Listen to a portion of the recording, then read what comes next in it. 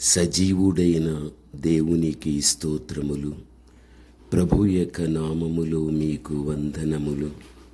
2026 June 16వ తారీఖు ఏర్పరచబడినటువంటి దైవవాక్యం ద్వితీయోపదేశకాండం 33:8. ఇందులో మనకు ఉరీము తుమ్మీము అనునటువంటి 2 రాళ్ళు మనకు కనిపిస్తూ ఉంటున్నాయి. ఈ ఉరీము తుమ్మీము దైవ చిత్తమును బయలుపరచు సాధనముగా ఉంటున్నాయి.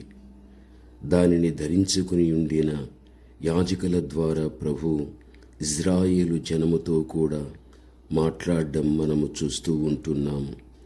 న్యాయ విధాన పథకములో ఉరీము తుమ్మీము అను వాటిని ఉంచాలి. అహరోను ప్రభు సన్నిధికి వెళ్ళినప్పుడు అవి అతని రొమ్మున ఉండవలెను. ప్రభువే అది ఆజ్ఞాపించడం చూస్తూ ఉన్నాము. ప్రధాన యాజకులు ఉరీము తుమ్మీము ధరించుకొని ప్రభు సన్నిధానానికి వచ్చినప్పుడు ఉరీము తుమ్మీము ద్వారా ఆయన వారితో మాట్లాడడం చూస్తున్నాము. దేవుని మనస్సు, ఆజ్ఞలు, తీర్మానము, చిత్తమును యాజకులు గ్రహించుచూ రాగలిగారు. ఉరీము అనగా వెలుగు అని అర్థం, తుమ్మీము అనగా పరిపూర్ణత అని అర్థం. పాత నిబంధనలో యాజకులు ఉరీము తుమ్మీము ధరించుకొని దైవ చిత్తాన్ని గ్రహించిరి. క్రొత్త నిబంధనలో మనమే యాజకులము గనుక మనమే ప్రభు యొక్క చిత్తాన్ని తెలుసుకునే వ్యక్తులుగా మనం ఉండాలి.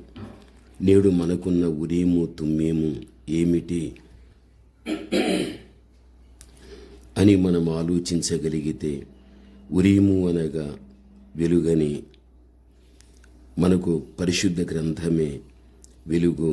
నీ వాక్యం నా పాదములకు దీపమును, నా త్రోవకు వెలుగై ఉన్నది అని కీర్తన 119:105లో మనము చూడగలము. మనకు పరిశుద్ధ గ్రంథమే ఉరీము. తుమ్మీము అనగా పరిపూర్ణత అని చూడగలిగాము. మనను పరిపూర్ణతలో నడిపించేవాడు ఆయనే.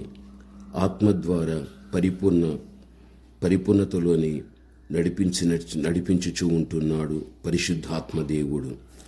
సర్వసత్యములోనికి కూడా పరిశుద్ధాత్మ దేవుడే మనల్ని నడిపిస్తూ ఉన్నాడు. ఈ పరిశుద్ధాత్మయే మన తుమ్మీము. యోహాను 16:13 ఆ మీదట మనము చదువుకున్నట్లయితే మనకు అర్థమవుతుంది. దేవుని యొక్క బిడలైన మనం గ్రహించవలసినది, మన మనస్సనే న్యాయ విధాన పథకములో దేవుని వాక్యాన్ని, తుమ్మీమను పరిశుద్ధాత్మను కలిగి మనం ఉండాలి. అప్పుడు మనం సులువుగా దేవుని యొక్క చిత్తాన్ని తెలుసుకోవటానికి అవకాశం అనేది ఉండగలుగుతుంది. ఆ విధంగా కూడా మనము జీవించగలము.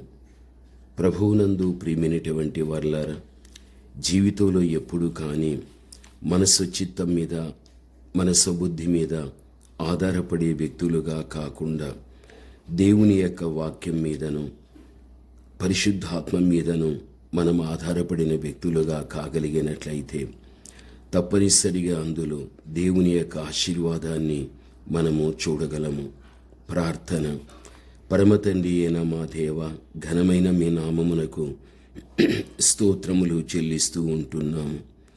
దేవా, మా యొక్క జీవితానికి ప్రభువా మీరే మాకు వెలుగుగా ఉంటున్నారు. మమ్మల్ని పరిపూర్ణతలోనికి నడిపించటానికి మీరు మాకు, నా తండ్రి, తుమ్మీముగా మీరు ఉంటున్నారు. ప్రభువా, మా యొక్క జీవిత విధానములో మీ యొక్క చిత్తాన్ని జరిగించేటువంటి కృపను తండ్రి మాకు చూపించి నడిపించి ఆశీర్వదించమని యేసు నామములో ప్రార్థన చేస్తున్నాము తండ్రి. ఆమేన్.